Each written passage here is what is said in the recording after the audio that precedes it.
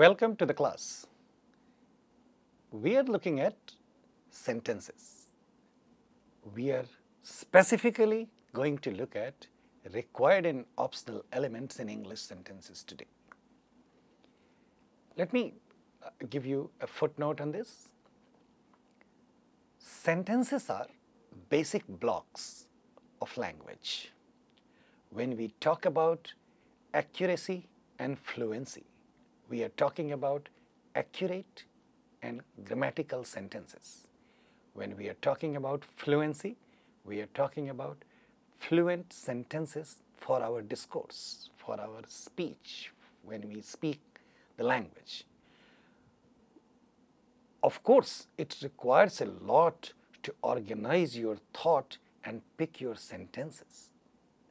And we need that, which is organization of thoughts and ability to translate your thoughts into your sentences.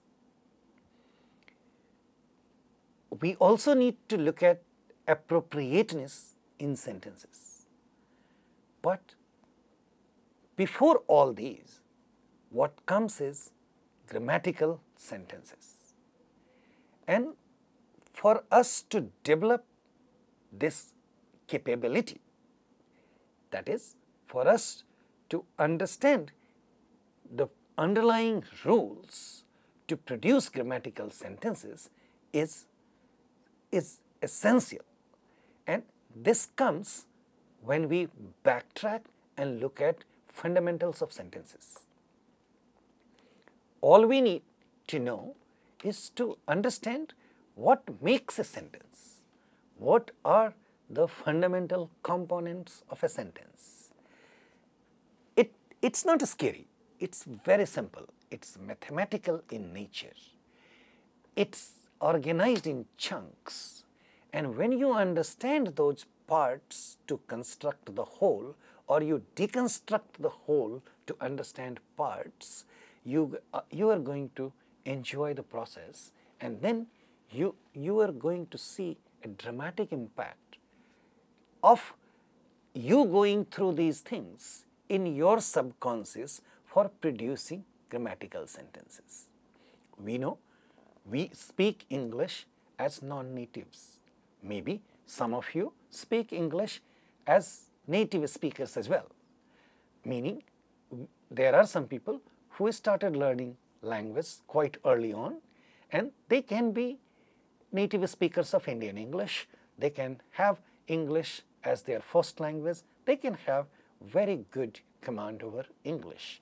Even for them, I suggest and I request you to backtrack and look at certain aspects of sentences by decomposing them into pieces.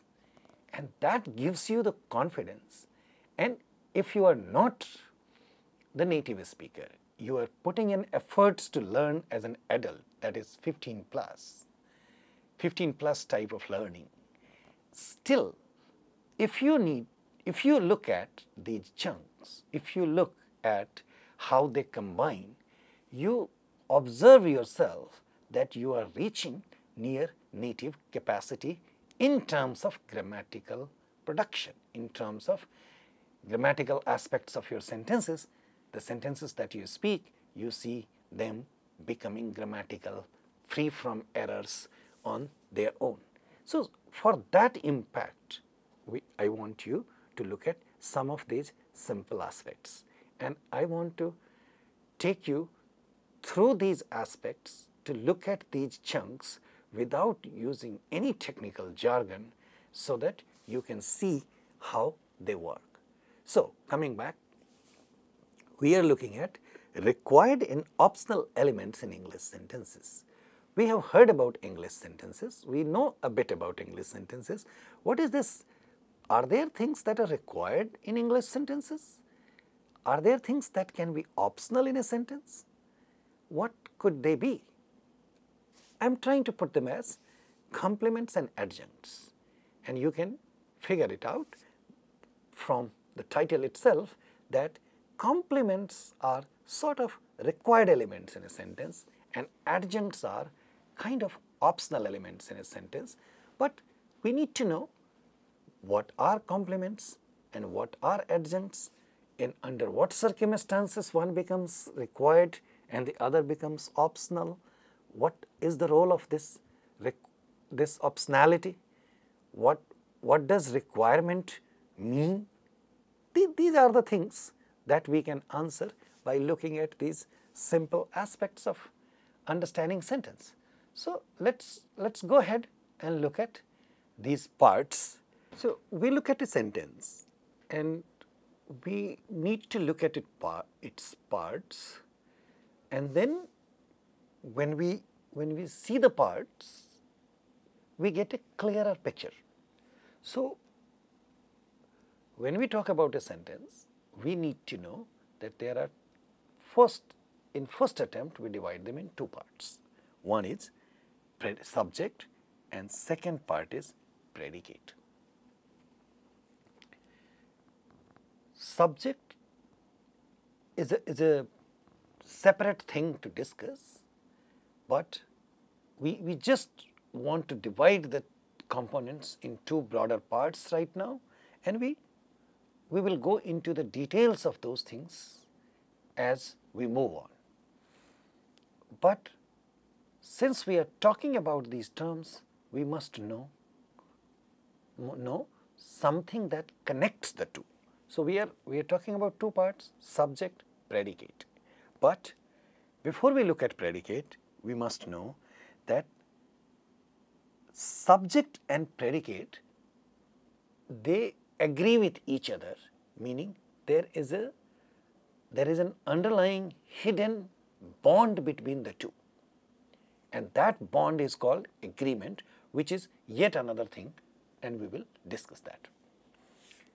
When we go and look at predicates, we see it has several kinds of components, but the most important part is a verb. The reason why we call it most important part is because all other components within predicate are in one way or the other connected with this verb. Their existence is contingent upon this verb. Therefore, this is the most important component. And this is the reason why many a times when people say predicate, they mean verbs. But literally speaking, verbs are one single unit, and predicate, the term predicate is used for everything that is associated with verb in that sentence. So the verbs can be of two types, transitives and intransitives, and given these two types of verbs, this is part of the nature of verb, the verbs decide whether or not they have objects or not. So sometimes they have one objects when they are transitive verbs. Sometimes some transitive verbs have two objects, which are called ditransitive verbs, and some verbs have no objects, they are called intransitive verbs. So see how objects and their existence is contingent upon the nature of verb. So that way they are part of the verb, and they are so closely tied with each other that they are called, they are part of one phrase which is known as verb phrase, and in that way objects become complements of the verb. And then we have adjuncts or adverbs which modify or describe the verb but are not contingent upon the verb, that is, their existence is not contingent upon the verb. The nature of verb, that is transitive or intransitive nature of verb, does not dictate the presence or absence of adverbs. In that sense, they are not directly connected, but in a very indirect way, they are still associated with verbs. So when objects become complements, adjuncts become, adverbs become adjuncts and they remain adjuncts. So, that is the distinction between complement and adjuncts. So, objects are complements and adverbs are adjuncts. We need to see how they work for a sentence. So, what we need to notice about a sentence, and we need to keep in mind about a sentence as we develop our understanding of a sentence, is all sentences are going to have subjects and predicates. These are required elements of a sentence, required components of a sentence.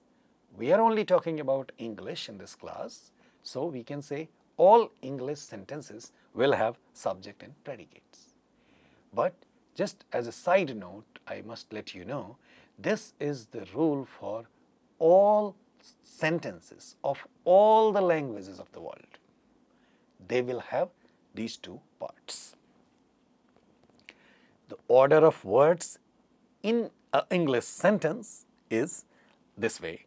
You have subjects, so these are the two parts, subjects, part 1, predicate, part 2, but within the predicate also you are going to have verbs preceding the objects, or we can say objects follow the verb. In our languages like Tamil, Telugu, Kannada, Malayalam, Bengali, Assamese, Marathi, Hindi, we have objects preceding the verb. Therefore, our languages are called verb final languages and English happens to be verb medial language. This is one major structural difference between our languages and English. There are many, but one major structural difference lies in the order of words within a predicate. So, what we need to know, so these are the two things that we need to know. One, about subject and predicate. Two, about order of elements within predicate. And then finally, as I mentioned, subjects on one side and verbs within a predicate. These two things perform some sort of agreement between each other in all English sentences, and that is how they do not remain two separate entities. That is how they get connected with one another. If we do not say a thing about this connection, then it seems like we are talking about two separate disjoint entity of a sentence. So, please understand, subjects and predicates are two parts of a sentence, but they are not completely disjoint entity. They are connected, they are harmonized with agreement between the two. So, we will get back to agreement, but moving ahead to talk about complements and adjuncts and how they work, here is yet another thing that we need to know. So, again, let us look at an example of this thing. John loves Mary. This is a subject and this is this whole thing is predicate. This part in red indicates agreement. This indicates singular number and third person for the purpose of agreement, which is contingent upon singular and third person of the subject. So, just a moment ago I was talking about agreement with you. I have just underlined this marker of agreement which connects the two. It works in multiple ways. It is not the same all the time. So, in this sentence it surfaces as this one. In some sentences they do not surface. In some sentences they surface in different ways. That we will discuss separately, but these are the two parts of the sentence, predicate. Now, look at the predicate. This is the verb love, which is a transitive verb, and it requires an object, and this one, Mary, is the object of this transitive verb, love. Thus, this becomes a verb phrase. So, all three components of this sentence are required components. So, Mary is a complement in this sentence. That is complement of the verb. John likes pizza with his friends. Look at this sentence. This is slightly longer. So, this complement, Mary, becomes the required element of this sentence. Look at the next sentence. John likes pizza. Again, this is an agreement marker. Pizza is the complement of this verb because it's an object of this verb. It's part of the verb phrase. But with his friends is an additional piece of information. It's a prepositional phrase where with is a preposition and his friends again is a nominal element. So, this is a prepositional phrase which provides additional information. Now, we need to figure out this provides additional information about what?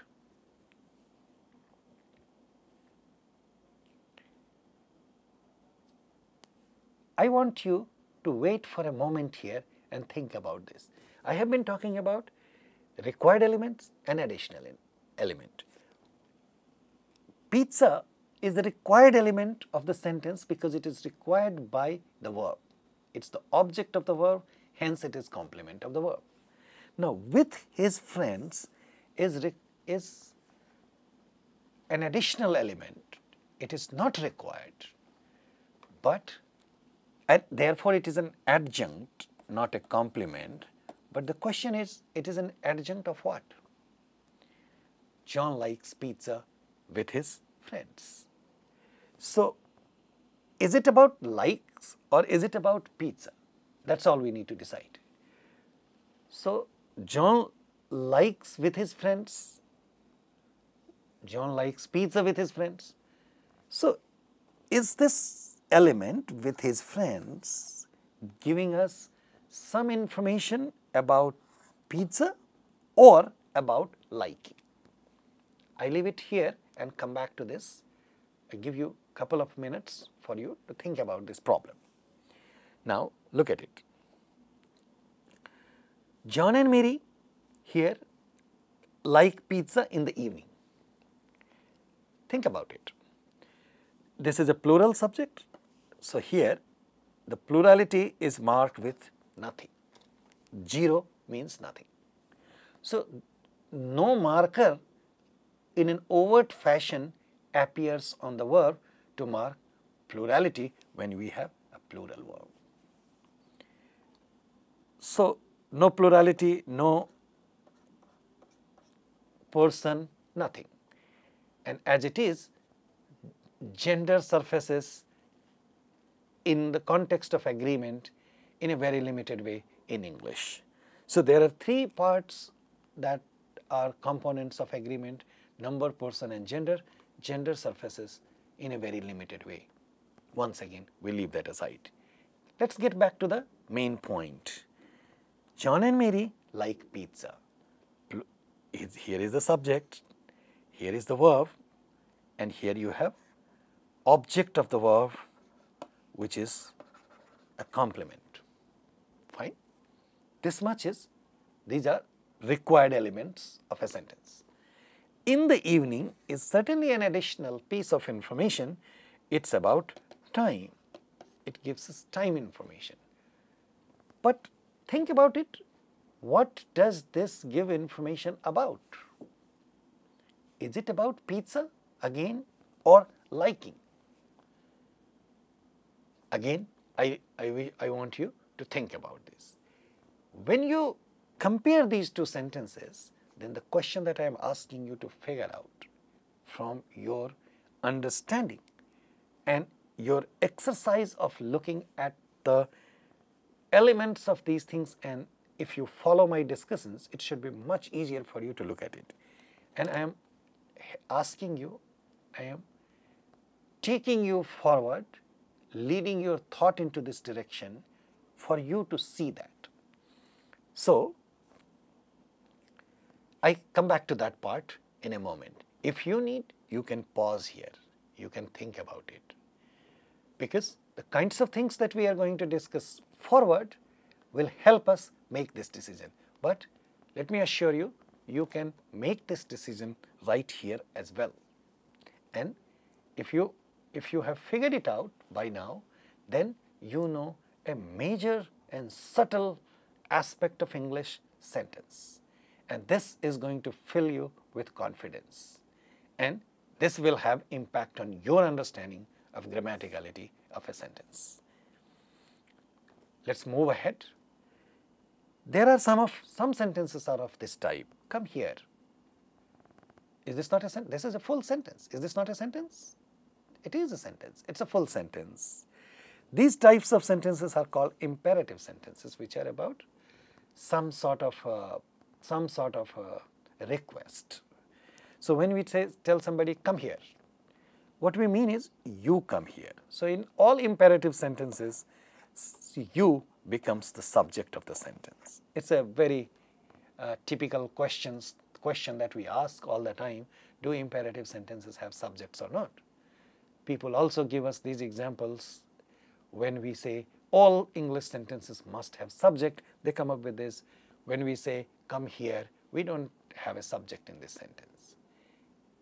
At this point, you could have figured out by now that this sentence has a subject. It's just that when we speak, we don't overtly speak that subject. The reason is very simple. You can look at imperative sentences, all imperative sentences of English, all imperative sentences of all the languages of the world. Human mind kind of figures it out that when the subject is always only one element, you, that is second person pronoun, then why to articulate it? This is an evidence of language being a sophisticated product of human mind, that when it is obvious, it must not be articulated. This is also known as principle of economy and operating that principle in production of language. That we don't articulate the subject, but we know it is there. So basically, absence of something is also registering its presence. So we know that there is a subject in the sentence, but it is absent because it is predictable. Moving ahead. So when we say come here, come is an intransitive verb. It doesn't need an object. So here is indicative of the location, that this is an adverb, an adjunct in this sentence. When we say sit down, we have no adjunct. Sit is an intransitive verb. It doesn't need an object, and it's a complete thing by itself, and there is no adjunct in this. Now, next, you look at this. Drink a glass of water before food. Sounds like a medical advice from a doctor, but when we try to understand this sentence, when we say drink is a transitive verb, and a glass of water as a noun phrase is the object of this transitive verb, and this object is the complement of this verb phrase. This much is required. Required because the absence of it is again leaving the sentence incomplete. But in this case of drink, I am sure you would know that you must have heard this thing, but I am going to underline this nonetheless. Drink is one special case or special verb in English, or for that matter in any language, when we do not specify an object. That is, when the complement of this verb remains absent, then it means alcohol. So when we can say don't drink, that means don't drink alcohol. So, absence of this is peculiar thing about this verb, that without specifying the object, it means alcohol. So, you must have read, you must have seen these things, don't drink. It's written at a lot of places, don't drink and drive. So, when we say don't drink, we don't specify don't drink what. So, without specifying the answer what means alcohol. If you want to mean anything else, that is, you want to say don't drink something in particular, then you must specify that. Nonetheless, it has an object in this sentence, and this completes it. Before the bed is an adjunct. This is not required element by the verb, but when it is present, it gives us information about what? A glass of water or drinking. Again, you need to think about it, and we come back to that. We will resolve it. So, now we can see a complement is an essential structurally indispensable part of a sentence, clause or a phrase. It is an indispensable part, remember that. We cannot remove it from a sentence, because when we remove, it makes the sentence incomplete, it makes the sentence ungrammatical. These are the terms that we need to remember. So, how does it make a sentence incomplete? Look at these following examples. Raju needs for his exam. How does this sentence sound to you? Raju needs for his exam. You can always ask, if it sounds incomplete to you, needs what? And then we say, whatever he needs for the exam is missing from this sentence. What we mean in simple words is it is missing an object, that is object of the verb need. So, it could be a pen, it could be a notebook, or it could be something, whatever fills in that gap, Raju needs that. We can leave this part aside, and then it is not ungrammatical. If we say Raju needs a pen, for his exam is not essential to complete this sentence. There is nothing missing in the sentence. However, if we say that as well, Raju needs a pen for his exam, then for his exam becomes an additional piece of information about something within that predicate, and therefore, this is an adverb or adjunct. But this is an object, and this verb is missing its complement. Same way, Ramu eats after dinner. Eats what after dinner? So, we can say eats medicines, eats an apple, or eats something after dinner, sweets. So, that something is missing from this sentence. So, without completing that grid, the sentence is incomplete, and that is what I am trying to show you. And hence, it becomes ungrammatical as well. Therefore, an object, a complement is structurally indispensable. It must be present in the structure, unlike adjuncts. Seema needs in the morning. Seema reads in the morning. That's fine, but she reads what? Maybe she reads a newspaper in the morning, maybe she reads a novel in the morning, maybe she reads a story in the morning. So, that answer to what is still missing from here. Without that, this is an incomplete sentence. So, hope you get a picture of what is a complement. Same way, we say adjuncts. An adjunct is an optional entity, which here we can say it is structurally dispensable element of a sentence, a clause or a phrase. And if we remove it, it doesn't structurally affect the formation of a sentence. That is, so what does this tell you? Adjuncts are not structurally required in the sense that it an absence of adjunct does not structurally make a sentence ungrammatical. So, we need to know the distinction between these two to understand what makes a sentence structurally grammatical, complete or incomplete. What are the elements that are okay? We speak these things, we need these things, but they are not structurally important. So, to get an idea of the required things to complete the structure of a sentence in English, this discussion is important and it gives you a different kind of confidence for yourself.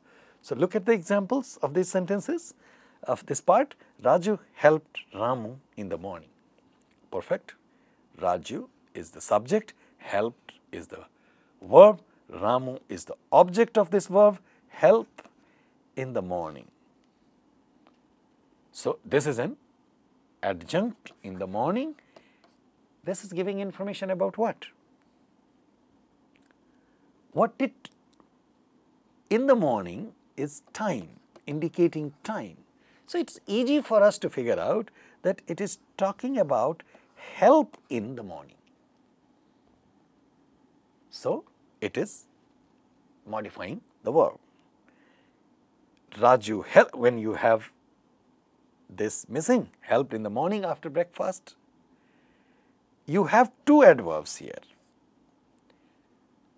Both are giving you time, but the object is missing from here. So, when an object is missing, that is when complement is missing, then this sentence becomes ungrammatical. Whereas, when you have another adjunct missing or the whole adjunct missing, the sentence is not ungrammatical. This is an important part that we need to remember. So, before we move forward in this discussion, I want to go back and look at it. Raju drinks a glass of water before bed. Before bed is an adverb, adjunct of this water. What does he do? What does he drink? Water before bed. So, this is an adjunct, but this is an adjunct of water. So, remember when we are talking about complements and adjuncts, it is an essential part of a sentence or a clause or a phrase as well. So, apart from a sentence, even a phrase can have complement or adjunct, and I will show you that. So, we need to understand this part with clarity, that adjuncts are not only for sentences, adjuncts can be part of a phrase as well. So, this before food is water before food. Same way, when we say likes pizza with his friends, this whole PP with his friends is adjunct of this noun phrase pizza. So, this is an NP adjunct of a noun phrase. It is an adjunct in the sentence, it is not a complement, it does not have any complement status, this has adverbial status, but it is adjunct of this noun phrase. Whereas, in the evening is an adjunct of this verb, which is liking. This in the evening is not the adjunct of this noun phrase pizza. And you can differentiate this intuitively. Likes in the evening, likes with his friends. It gives you intuition that he likes something with his friends, and likes, of course, that pizza in the evening, but likes in the evening is about liking. So, similarly, we talked about water. This is an NP adjunct before food, water before food, and then when you go and look at Raju helped in the morning after breakfast, both of them is about this verb, both of them are this adjunct to the verb, and in the morning is also adjunct to the verb, When you only need to pause and think about this distinction, you will get that. So that's the distinction between complement and adjunct. Since I talked about adjuncts to a phrase as well, I need to show you a few examples for you to see that even a phrase, small phrase, can have complements and adjuncts. Look at this. Look at these examples. We say the King of England. We can also say the King of England with his ministers. So here, having discussed complements and adjuncts, I want to tell you that of England is complement of this phrase, the king. Here also, this of England is the complement, and with his ministers is adjunct. One can say how it was okay for us to distinguish a complement and adjunct within a sentence, and it was also okay to see whether an adjunct is, it's perfectly easy for us to distinguish complement and adjuncts within a sentence, because when we see complements, we are mostly looking at complements of verbs in a sentence. Fairly easy. Even when we look at adjuncts in a sentence, it's fairly easy to see whether the adjunct is adjunct of a verb phrase, adjunct of a verb, or it's an adjunct of another phrase, a noun phrase. It was easy.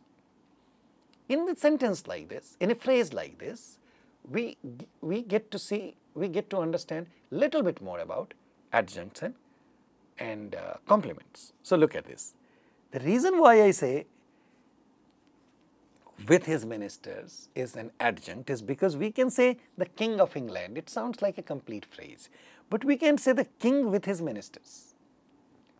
We can, but somebody can argue this is also a complete sentence, the king with his ministers. That's fine. That's a complete phrase. But look at this. If you have both of them, then can we reshuffle them around? Can we say the king with his ministers of England? This sounds like an impossible combination. So that makes this sequence ungrammatical and unacceptable. So this helps us understand that of England is a complement which requires to be closer to the noun it is complement of. So complements are always close to their heads that they are complements of, whereas adjuncts must stay away from that. And if we try to bring an adjunct within this noun and this complement, then that makes this sequence ungrammatical, unacceptable. Hope this is clear. One more example, student of physics. Of physics is a complement of this noun, student. This is a PP. It's a complement of this noun, student. How? Because we can say student with long hair, and this with long hair is an adjunct of this noun, student, because try saying it, student of physics with long hair. This is a good combination, but we cannot say student with long hair of physics. This sequence becomes ungrammatical. So again, we see that a complement needs to be close to its head, that it is a complement of. An adjunct can be away from it. This is a major distinction between a complement and adjunct. So having seen that, we can also say one head can have only one complement can have only one complement. Particularly within a phrase, you have only one complement. In a sentence, you have a maximum of 2 complements, because remember, a verb can sometimes take 2 objects. So we can say a maximum of 2 complements. But when it comes to adjuncts, we can, for both sentences or a phrase, we can have multiple adjuncts. We cannot have 2 complements. Look at this. Here also, we cannot say the King of England of France. We cannot say student of physics of English. So we cannot say that. If you do, it becomes ungrammatical. So only one complement and multiple adjuncts. This is another feature of adjuncts. So 2 specific parts that we get to know about complements and adjuncts is complements must be close to the head, adjuncts must stay away from the head. And we can have only one complement and multiple adjuncts. With these examples, I hope this discussion will help you understand several components of a phrase or a sentence. And when you look at a sentence hereafter, please watch for what is a complement and what is an adjunct. I would give you my favorite exercise for you to do. Take a 20 sentence for yourself. Underline complements, first underline subject and verb predicates in them. Then within the predicates, identify verbs. It's very easy and very satisfying, gratifying. And then check what are the elements that are complements of the verb. And then what are the phrases in the sentence which are adjuncts of verbs or adjuncts of the noun phrase, that is the complement of the verb. This exercise will help you see sentence through like an X-ray machine. And this will give you an amazing confidence to understand your sentences when you write, when you speak, or when you read quite appropriately and adequately. Thank you very much. Looking forward to a discussion on this thing. Take care.